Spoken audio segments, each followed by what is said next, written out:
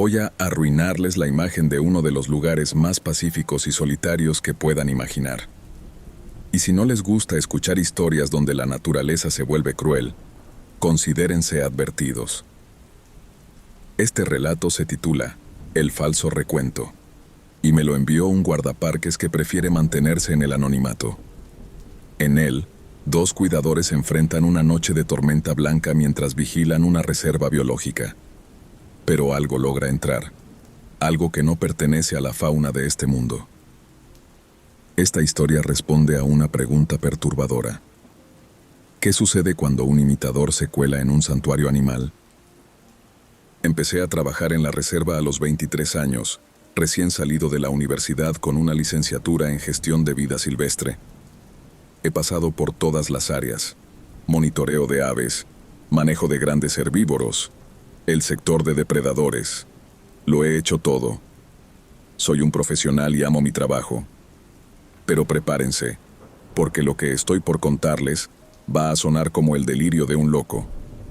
Podría decirles que no soy el tipo de persona que inventa cosas, pero probablemente no me creerían, especialmente después de oír esto. Sin embargo, esta es una historia real, por más ridícula que parezca. Deben saber que conozco a mis animales.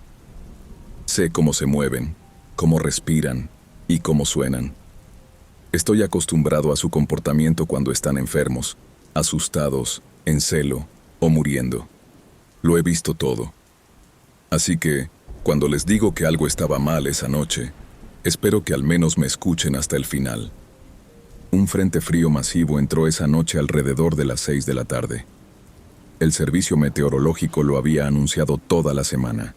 Un sistema de alta presión bajando desde el norte que se quedaría sentado sobre la cordillera por al menos 12 horas.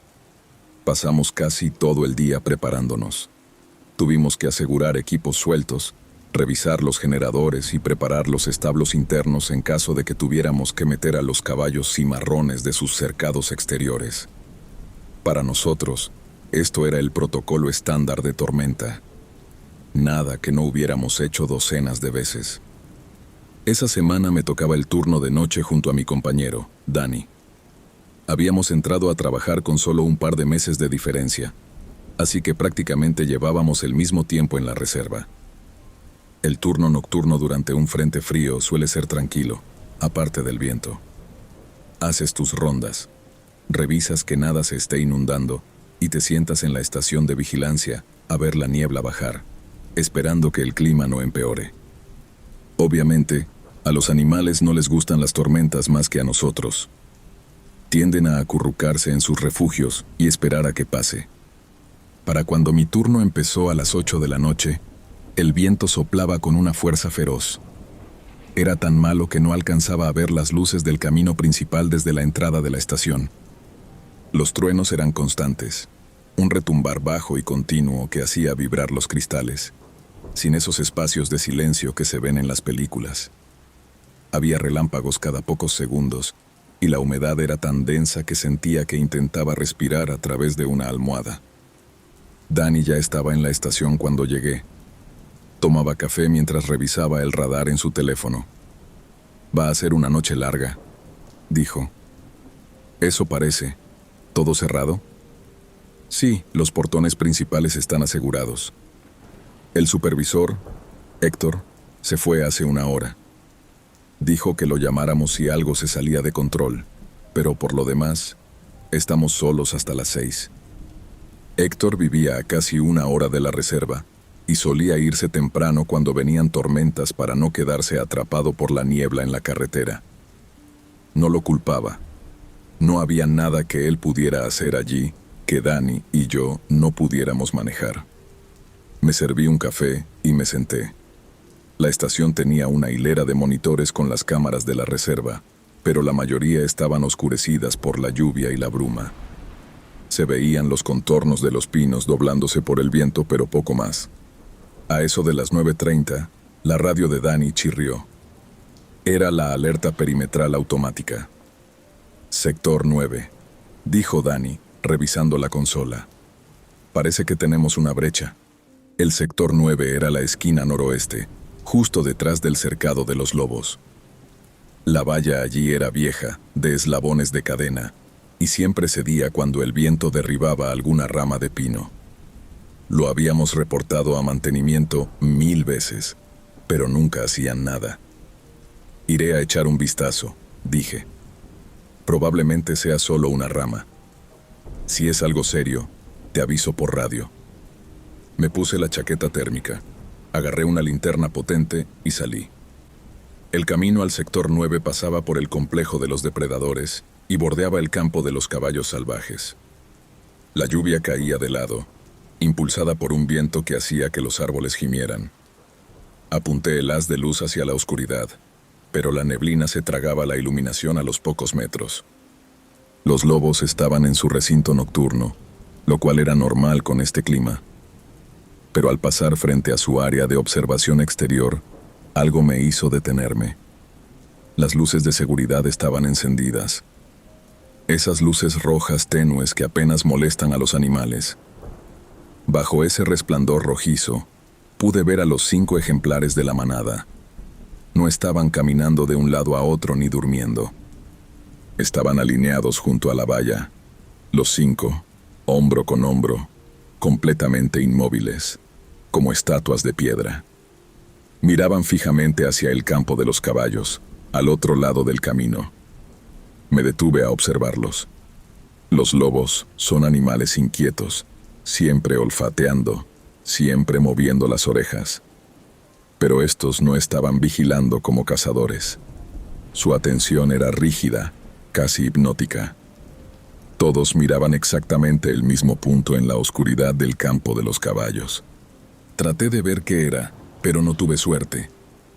El campo estaba en sombras y la lluvia borraba cualquier detalle. El macho alfa, un ejemplar enorme al que llamábamos lobo, soltó un sonido. No fue un aullido ni un gruñido. Fue un rumbido muy bajo en la garganta, una vocalización de advertencia que solo había escuchado un par de veces en años. Es el sonido que hacen cuando detectan algo que incluso a ellos les da miedo. Me quedé allí bajo la lluvia, escuchando ese sonido y sintiendo cómo se me erizaba el vello de los brazos. Hice una nota mental para comentárselo a Dani y seguí caminando.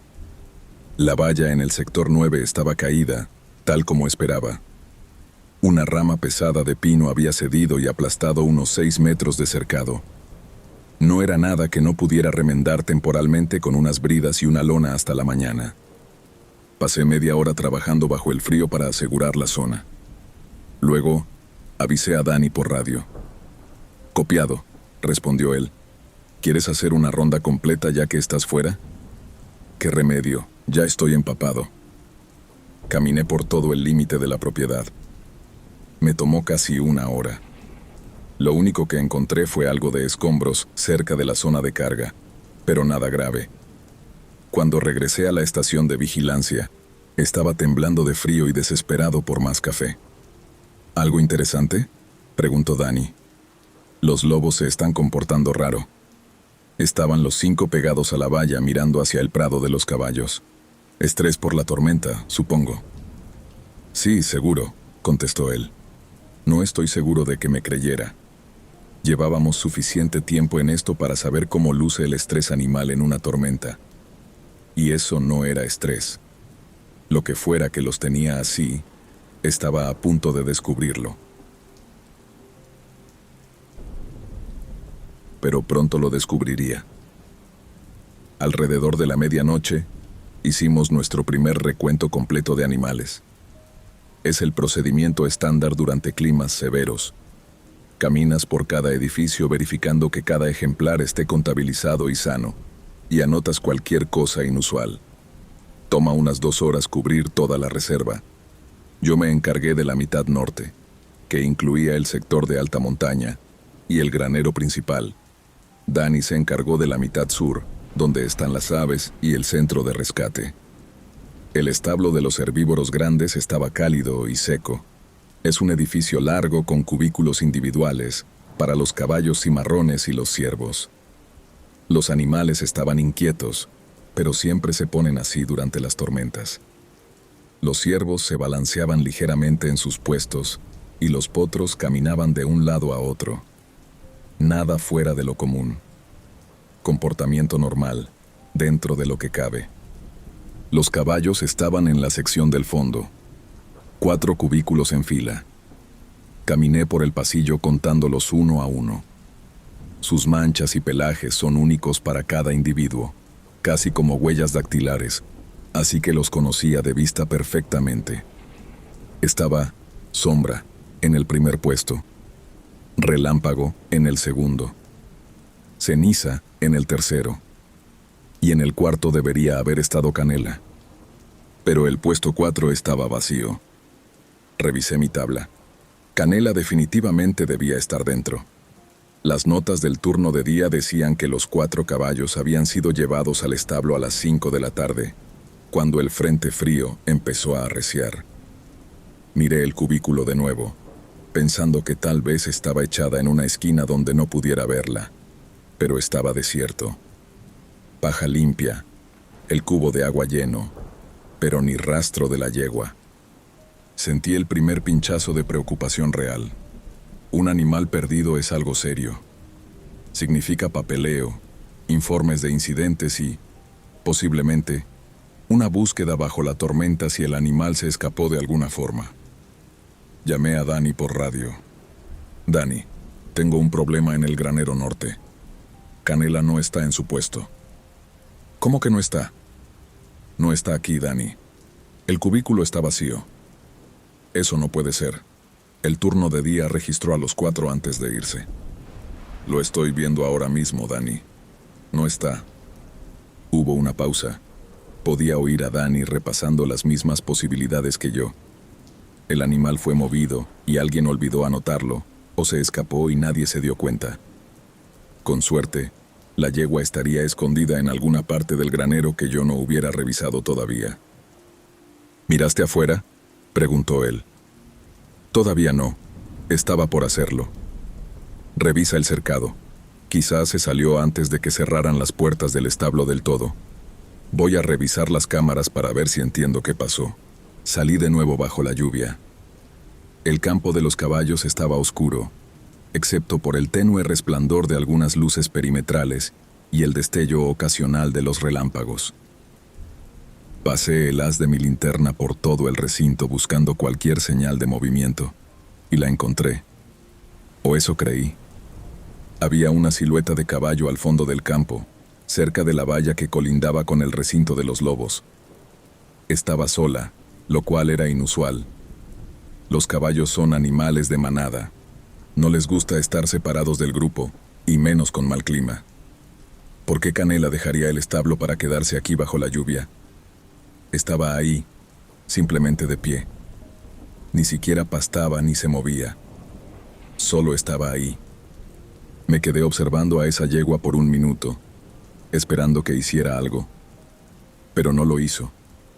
Continuó parada, tan quieta, con la cabeza ligeramente agachada, dándome la espalda mientras el agua corría por sus flancos. Un relámpago iluminó el cielo y pude ver mejor su contorno. Esa no era Canela. Algo en ese caballo se veía mal, aunque al principio no supe decir qué. ¿Era el cuello? Tal vez las patas. La forma en que estaba parada era extraña. Las 4 patas perfectamente rectas, distribuidas de forma equitativa, como el modelo a escala de un caballo y no un animal real. En la vida real, estas criaturas cambian su peso de una pata a otra, mueven la cadera, descansan. Pero esta cosa estaba parada como si la hubieran depositado allí, como una figurita en el estante de alguien. Me dije a mí mismo que era solo por los relámpagos, el contraste repentino de luces y sombras. Entonces noté que los lobos seguían pegados a su valla y seguían mirando en esta dirección. Pude oír de nuevo ese rumbido bajo que venía de ellos. El sonido de advertencia. Estaban mirando al mismo caballo que yo. Levanté la radio. Dani, la encontré. Está en el campo. ¿Cómo rayos salió ahí fuera? No tengo idea. Voy a intentar meterla al establo. ¿Necesitas venir a ayudarme? Déjame ver qué puedo hacer yo primero. Si no coopera, te llamo. Caminé hacia la puerta que daba al cercado. El procedimiento estándar era acercarse despacio, ponerse detrás del animal y guiarlo hacia donde querías que fuera. Los caballos no son naturalmente agresivos, pero pueden patear con la fuerza suficiente para romperte los huesos si se asustan. Abrí la puerta y entré al recinto. El lodo succionaba mis botas y la lluvia me golpeaba la cara con un frío helado. Mantuve la linterna apuntando hacia el suelo para no cegar al animal, dejando que mis ojos se ajustaran a la oscuridad. La yegua no se había movido. Seguía en el mismo sitio. Esa quietud antinatural me hizo pensar en los lobos, en cómo estaban alineados mirando este punto exacto. ¿Qué demonios estaba pasando? Estaba a unos 10 metros cuando giró la cabeza y me miró. Incluso la forma en que movió el cuello estaba mal. Lo supe de inmediato. Fue como si las articulaciones se doblaran en una dirección en la que no deberían doblarse. El cuello de un caballo tiene un rango limitado. Pueden girar para mirar atrás, pero solo hasta cierto grado y con una calidad de movimiento específica. Esta cosa giró la cabeza demasiado. Lo hizo de forma fluida, además, sin las restricciones normales de músculo y hueso.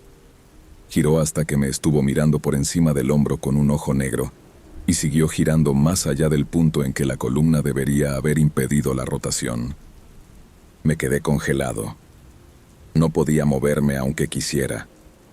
El caballo me estaba mirando ahora. Su ojo atrapó la luz de mi linterna y la reflejó de vuelta. Noté que el brillo del ojo era demasiado intenso y de un color diferente al que esperas de un caballo, como si hubiera algo detrás de ese ojo que yo no reconocía. En ese momento no me sentí como un guardaparques. Me sentí como una presa frente a un herbívoro. Entonces, giró la cabeza de vuelta lentamente con esa misma rotación imposible. Después de eso, simplemente empezó a caminar hacia el granero. Me quedé allí bajo la lluvia, viéndola hasta que desapareció por la puerta del establo. Mi corazón golpeaba con fuerza contra mis costillas. Casi se me cae la maldita linterna. Nunca en mi vida había sentido la necesidad de huir de un caballo, pero mis piernas estaban listas para salir corriendo en cualquier segundo. Sentía la urgencia de salir de ese cercado, como si estuviera en la jaula de un depredador y no en un prado de caballos. Me repetí a mí mismo que era un profesional, que mis instintos eran solo tonterías provocadas por la tormenta. Lo que acabas de ver tiene una explicación racional, porque lo que viste es imposible, lo que significa que no lo viste de verdad. Así que volví al granero. La yegua estaba en el puesto 4, el de Canela. Estaba parada en la esquina con la cabeza baja, viéndose ahora exactamente como un caballo normal que se prepara para pasar la noche. Los otros 3 caballos estaban en sus puestos también, pero ahora estaban pegados a las paredes, tan lejos del puesto 4 como podían estar. Tenían las orejas aplastadas contra el cráneo y se les veía el blanco de los ojos. Nunca los había visto reaccionar así ante Canela, o ante lo que fuera que se suponía que era Canela. Los conté otra vez. 1, 2, 3, 4. El número correcto. Cerré la puerta del granero y caminé de regreso a la estación de vigilancia. Técnicamente mi trabajo estaba hecho, y no quería quedarme en ese establo ni un segundo más. Dani levantó la vista cuando entré. ¿La metiste? Sí. ¿Qué estaba haciendo ahí fuera? No lo sé. Me senté en mi silla. Sentía las piernas débiles. Los del turno de día debieron contar mal o algo. La dejaron fuera por accidente. Eso no suena propio de ellos, dijo Dani. Lo sé. Dani me miró con una ceja levantada. Debí verme muy mal porque su expresión cambió a una de preocupación. ¿Estás bien, hermano? Estoy bien. Solo tengo frío. Agarré mi café. Estaba vacío. Me quedé mirándolo fijamente por un momento, sin darme cuenta de que no quedaba nada hasta unos segundos después. Oye, ¿puedes poner la cámara del campo de los caballos? Quiero revisar algo. ¿A qué hora? Ahora mismo, Los últimos 15 minutos más o menos.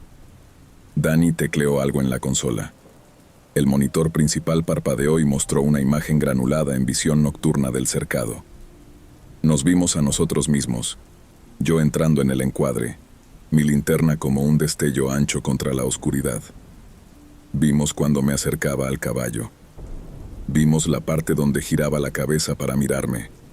Pero en el video, desde ese ángulo, el movimiento no se veía extraño. La cabeza giró, se detuvo y giró de vuelta. Desde ahí no parecía inusual. Solo un caballo mirando a su cuidador bajo la lluvia. Se supone que debía sentirme aliviado, ¿verdad? Pero no fue así. Sentí algo frío instalarse en mi estómago. ¿Qué estabas buscando?, preguntó Dani. Nada. Olvídalo. No importa. La transmisión volvió al tiempo real y nos quedamos allí simplemente vigilando las cámaras, hablando de vez en cuando para romper el silencio. Pero después de un rato, no pude evitar notar que, incluso 2 horas después, los lobos seguían en el mismo sitio, inmóviles, mirando fijamente hacia el granero de los caballos. Las siguientes horas fueron silenciosas.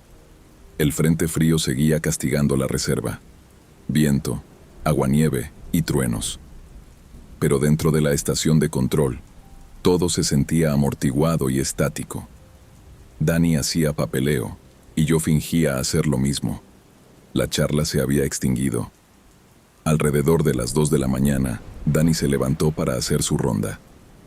«Iré al centro de rescate y al aviario», dijo. «Vuelvo en 1 hora». Copiado. «Oye, ¿seguro que estás bien? Llevas mirando la misma página como 40 minutos». «Solo estoy cansado, Dani. Estoy bien». Sabía que no me creía del todo, pero no insistió. Dani era bueno en eso. Sabía cuándo dar espacio. Después de que se fue, puse las cámaras en el monitor principal. Empecé a pasar de una a otra. La reserva se veía vacía y lúgubre, solo senderos empapados y edificios cerrados. Busqué el establo de los caballos y dejé la imagen fija, observando la visión nocturna en busca de cualquier movimiento. Los 4 caballos seguían en el granero. Podía verlos en la cámara interior, sus 4 siluetas apiñadas en los puestos.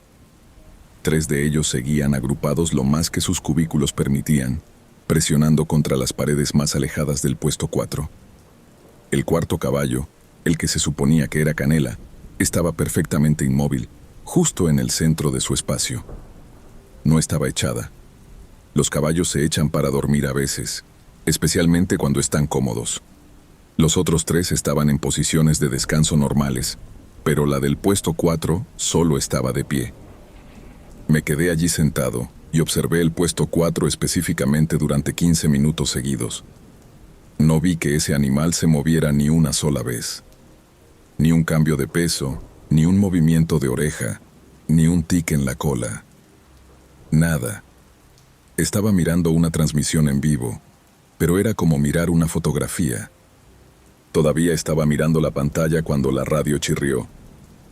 «Oye, ¿puedes venir al centro de rescate?» Era Dani. «Sí, claro. ¿Qué pasa?» Durante 2 segundos exactos, no respondió.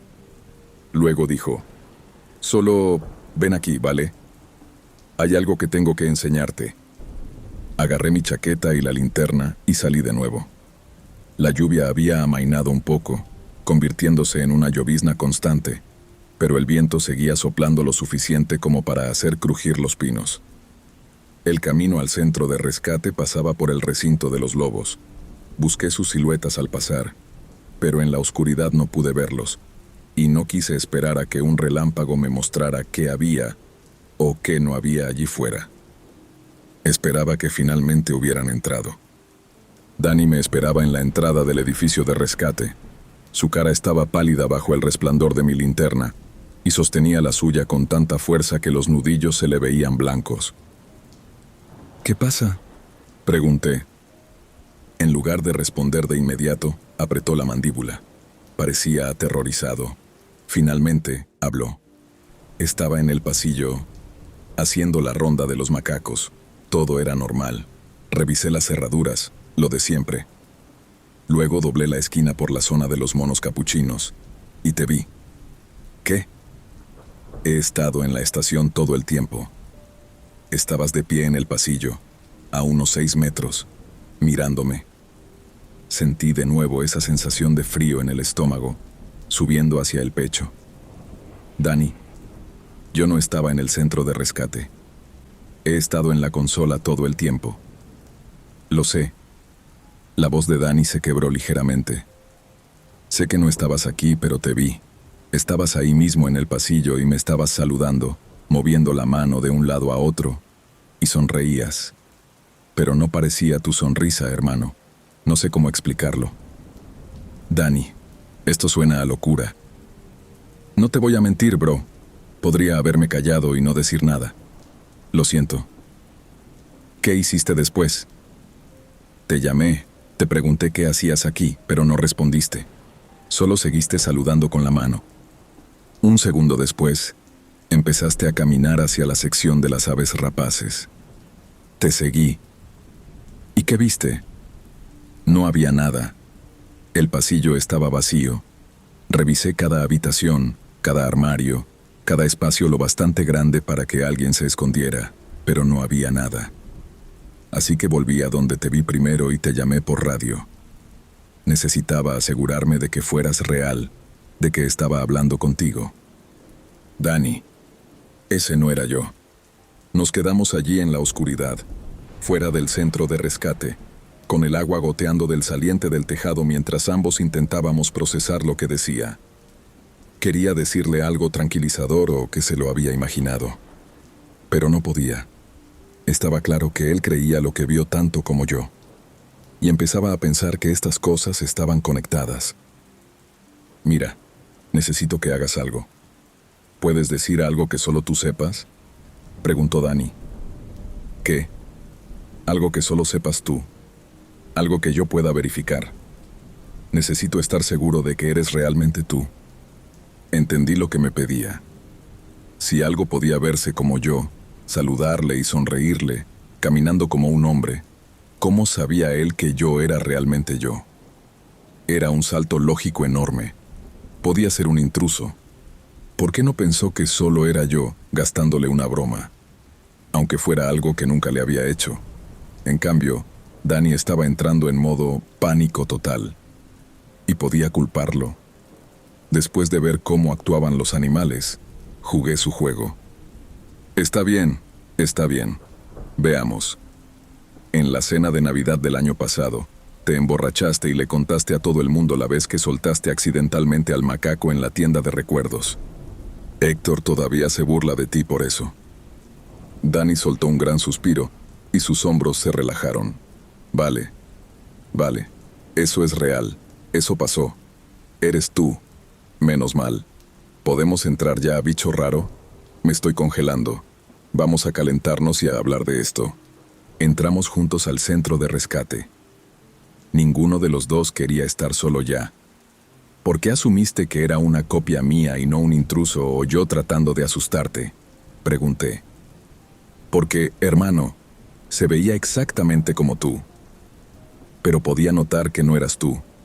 Confía en mí. Aunque suene idiota.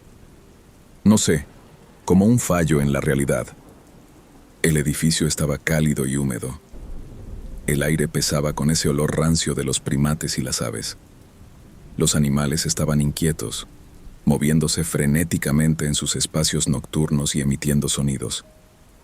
Pero no chillaban ni estaban en pánico. Sus vocalizaciones eran suaves. Algo iba mal. Había una tensión en la forma en que se movían, como animales que sabían que algo no encajaba y no lograban entender qué era. Igual que nosotros. Dani me enseñó dónde había visto a mi doble. Era un pasillo recto que iba desde los monos a las aves, con puertas a ambos lados que daban a áreas de cuidadores y almacenes. No tenía nada de especial. Ningún lugar donde alguien pudiera esconderse. No había explicación de cómo pudo aparecer y luego desaparecer. Pero revisamos cada habitación de todos modos. No encontramos nada. Hombre, ¿qué demonios está pasando?, dijo Dani. Estábamos de pie en el pasillo, mirando el lugar donde vio a mi doble. Aproveché el momento para sincerarme y le conté lo del incidente del caballo, admitiendo que no estaba seguro de lo que vi. Cuando terminé, se frotó la cabeza y empezó a caminar en círculos. ¿Qué rayos, hermano? ¿Qué rayos? ¿Deberíamos llamar a alguien? A Héctor, a la policía.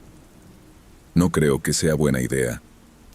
No creo que les guste oír que estamos viendo doppelgangers en la reserva. Manden ayuda. Si mandan a alguien, lo más probable es que traigan una prueba de orina para drogas. Vale, entonces, ¿qué vamos a hacer? Lo pensé un momento. Traté de ser lógico, de mantener la calma.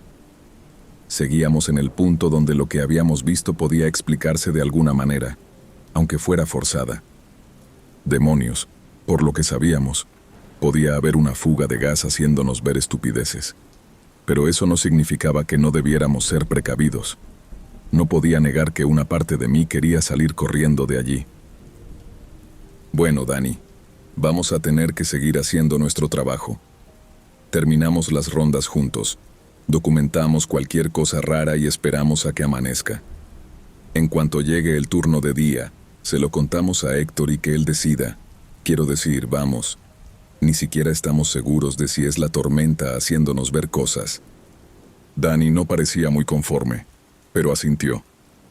Ninguno tenía una idea mejor. Terminamos de revisar el centro de rescate juntos y regresamos hacia la estación de control. La lluvia casi se había detenido para entonces. Ahora solo quedaba una neblina colgando en el aire, creando halos alrededor de las luces del camino. La tormenta estaba pasando y en unas pocas horas amanecería. Todo volvería a la normalidad. Casi había terminado, o eso creíamos.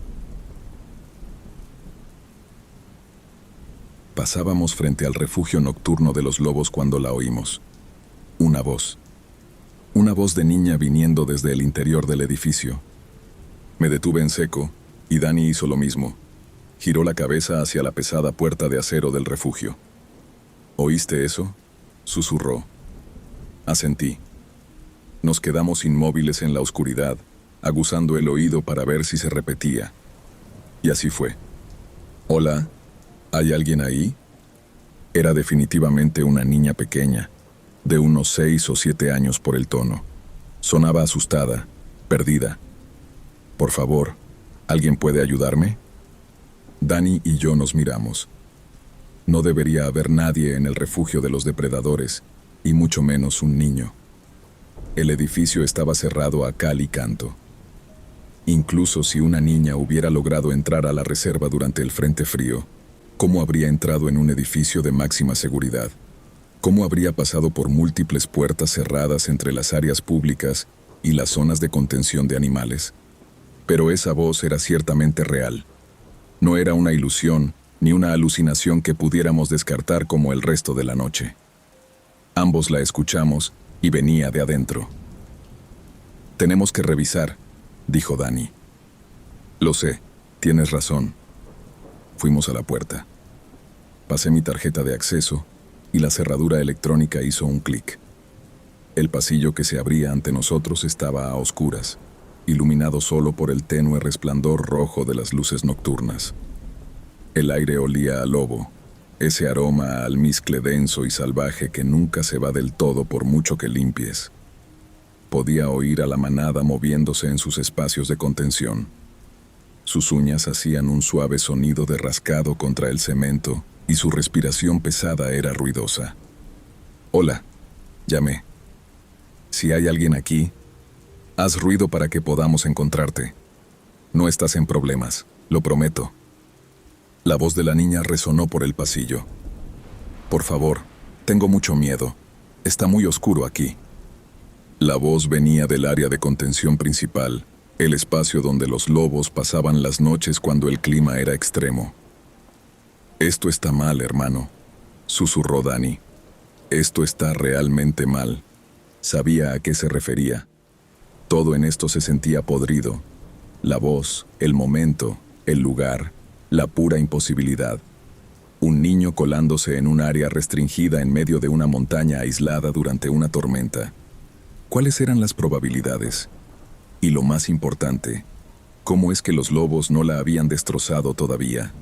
Pero había una niña ahí dentro y teníamos que hacer algo. No podíamos simplemente irnos. Avancé por el pasillo hacia el área de contención, rodeado por esa penumbra teñida de rojo. El olor a animal se hizo más fuerte a medida que avanzaba. Podía oírlos con más claridad, los movimientos suaves y esas vocalizaciones bajas. Son animales inteligentes, muy perceptivos. Sabían que estábamos allí. El área de contención tenía una ranura de observación, una pequeña ventana reforzada que los cuidadores usamos para revisar a los animales sin abrir la puerta principal. Me acerqué despacio, con la linterna apuntando al suelo y el corazón intentando salírseme por la garganta. Por favor, déjenme salir. Está tan oscuro. Por favor. Y luego añadió algo que me heló la sangre. Y los perros. La voz venía del interior del área de contención. Estaba seguro. Venía del mismo espacio donde estaban los lobos. Llegué a la ranura. Levanté la luz y miré a través del cristal. Los 5 lobos estaban allí, todos despiertos, sus ojos reflejando el haz de luz y convirtiéndose en puntos de un verde brillante en la oscuridad. Me estaban mirando fijamente. No miraban a la puerta, ni a la voz. Miraban exactamente al punto donde mi cara era visible a través de la ranura. No se movían, no emitían sonido alguno. Solo observaban. La voz volvió a sonar. Por favor, tengo miedo. Venía de una esquina del recinto. Una esquina que estaba fuera de mi haz de luz, envuelta en sombras tan espesas que no alcanzaba a ver nada.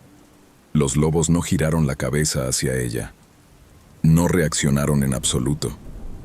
Solo seguían mirándome a mí. Traté de angular mi linterna lo mejor que pude hacia esa esquina para ver qué había. El haz parecía morir en esa oscuridad, como si fuera tragado antes de llegar al fondo. Pero logré captar el borde de algo, solo por un segundo.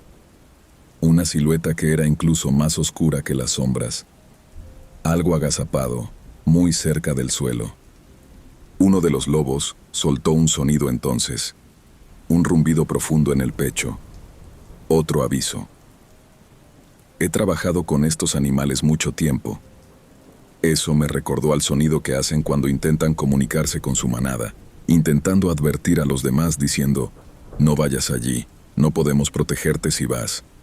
La voz cambió entonces. Lo justo para que lo notaras. Esa cualidad infantil seguía ahí, pero había algo más debajo. Algo que no encajaba con el sonido de una persona. Algo casi mecánico, artificial. Está tan oscuro y solitario aquí fuera. ¿No van a venir por mí? Estaba seguro ahora. Era como si hubiera una segunda voz grabada debajo de la primera. La voz de la niña encima, pero algo más por debajo. Algo más profundo. Algo que ni siquiera estos lobos toleraban. Me aparté de la ranura de observación. Creo que tenemos que irnos. Ahora, le dije a Dani. Él no dijo ni una palabra. Juntos, caminamos de regreso por el pasillo. Esa voz, sin embargo, parecía seguirnos, llamándonos desde el interior del refugio, pero de alguna manera no se escuchaba más lejana a medida que nos alejábamos. Llegamos a la salida y empujamos la puerta, saliendo al aire frío de la noche. Dani venía justo detrás de mí. La puerta se cerró y la voz se cortó, pero no del todo. Seguía allí, tenue, apenas audible. Nos detuvimos a escuchar. Por un momento pensé que lo habíamos logrado, hasta que la voz empezó a subir de volumen de nuevo. Se estaba moviendo, se movía hacia nosotros. No volvimos a la estación de vigilancia. Nos sentamos afuera, en un banco cerca del sendero principal, a la vista del cielo abierto, y esperamos a que saliera el sol. Ninguno de los dos quería estar bajo un techo. No queríamos paredes a nuestro alrededor, ni espacios oscuros o rincones donde algo pudiera esconderse a observar. La neblina se fue levantando a medida que pasaban las horas y las nubes empezaron a romperse. A las 5 de la mañana, el horizonte oriental empezó a iluminarse lentamente.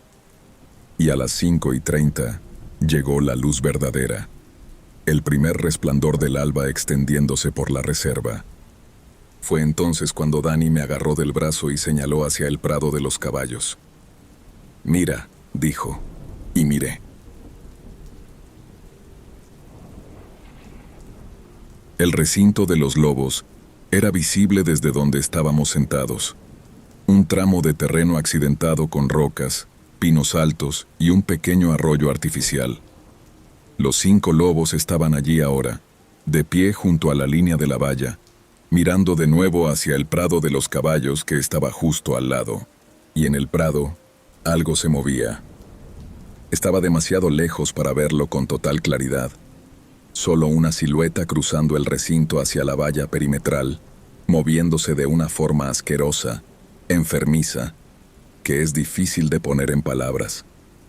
Llegó a la valla y se detuvo allí por un momento, y hasta desde esa distancia podría jurar que se giró para mirarnos. Luego, pasó por encima de la valla de 2,5 metros en un solo movimiento fluido. Un movimiento que ningún caballo podría realizar jamás. Y desapareció entre la maleza, más allá del perímetro, perdiéndose entre los árboles del bosque. Encontramos la respuesta a las 6:15 de la mañana. El turno de día estaba empezando a llegar para entonces. Escuchábamos los coches entrando en el aparcamiento y el sonido de las voces de los compañeros, los sonidos normales y reconfortantes de la reserva despertando. Dani y yo deberíamos haber ido a recibirlos. Todo lo que había pasado era algo que necesitábamos reportar de inmediato. Pero en cambio, caminamos hacia aquel establo de caballos. La curiosidad mató al gato. Ambos necesitábamos ver. Teníamos que saber. La puerta del establo seguía cerrada, tal como la habíamos dejado horas antes. La abrí. Entramos. Y el olor más horrendo que he sentido me golpeó la cara como si alguien hubiera derramado sangre de meses sobre mí.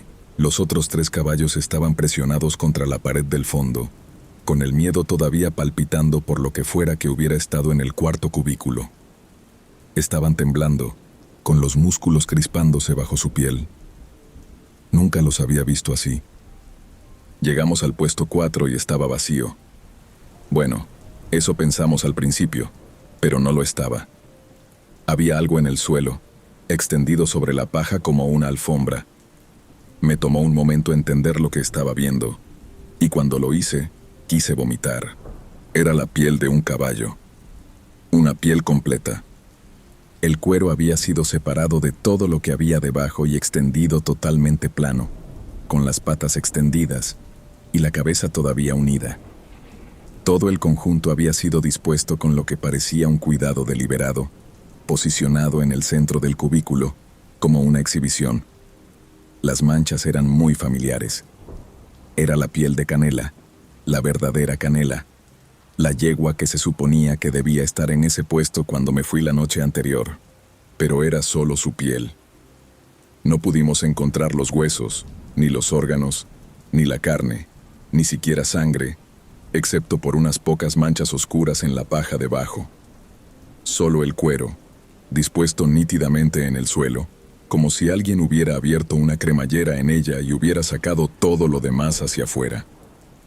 La cara estaba destrozada. Los ojos todavía estaban allí, nublados y opacos, mirando hacia el techo. La boca estaba ligeramente abierta y la expresión era de sorpresa. Parecía que Canela había sido sorprendida por algo. La pobre nunca tuvo una oportunidad, ni siquiera tuvo tiempo de entender lo que le iba a pasar. Dani hizo un sonido detrás de mí, una especie de ahogo. Lo oí salir tropezando del establo, seguido de arcadas en la hierba afuera. Yo me quedé donde estaba. No podía apartar la vista de lo que quedaba de Canela. La piel había sido abierta a lo largo del vientre, un solo corte largo y preciso que iba desde la garganta hasta la base de la cola. Los bordes no estaban desgarrados como en un ataque animal. Eran suaves, terriblemente limpios. Lo que sea que hizo esto, Lo había hecho antes, y se había tomado su tiempo. Pensé en la cosa que vi en el puesto 4. Luego en esa cosa que yo personalmente había guiado de vuelta al establo. La cosa que había girado la cabeza demasiado para mirarme con ojos que no eran los suyos. Ese monstruo había estado usando a Canela como un disfraz, como un traje que podía ponerse y quitarse. Y en algún momento de la noche, mientras Dani y yo estábamos sentados fuera mirando el cielo y esperando el amanecer, simplemente decidió que ya no necesitaba el disfraz. Me pregunté, ¿cómo fue ese proceso? ¿Se había pelado a sí mismo fuera de la piel como una persona que se quita la ropa? ¿O simplemente dejó de mantener la forma y dejó que la piel cayera por sí sola? Involuntariamente, un sonido vino a mi cabeza mientras lo visualizaba. Un sonido húmedo, de algo desgarrándose. Dios, no quería imaginar esas cosas, pero era como cuando estás al borde de un precipicio y te preguntas qué pasaría si simplemente te dejaras caer. Salí del cubículo y cerré la puerta tras de mí. Dani estaba sentado en el suelo fuera del establo. Su cara tenía un tono amarillento y grisáceo. Me senté a su lado y nos quedamos allí un rato, en silencio. El sol ya estaba totalmente fuera, calentándonos la cara. Y en algún lugar a lo lejos, oía al turno de día haciendo sus rutinas normales, preparándose para otro día en la reserva. Ellos no sabían lo que había ahí fuera. No tenían idea de lo que había estado aquí con nosotros toda la noche, caminando entre los animales, usando la piel de otro.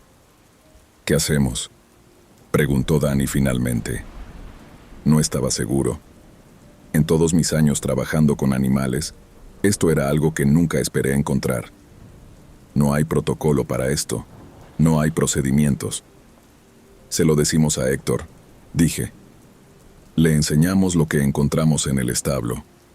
Que él tome la decisión. Va a pensar que lo hicimos nosotros. Tal vez, pero lo van a encontrar de una forma u otra.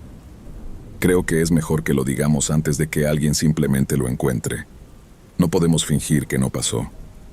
Encontramos a Héctor en el edificio de oficinas principales. Escuchó nuestra historia con una expresión que pasó del escepticismo a la preocupación y luego a algo parecido al miedo. Luego vino con nosotros al establo de caballos y miró lo que había en el suelo del puesto 4.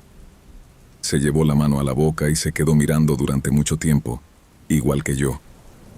¿Están seguros de que es Canela?, preguntó finalmente. Sí, señor.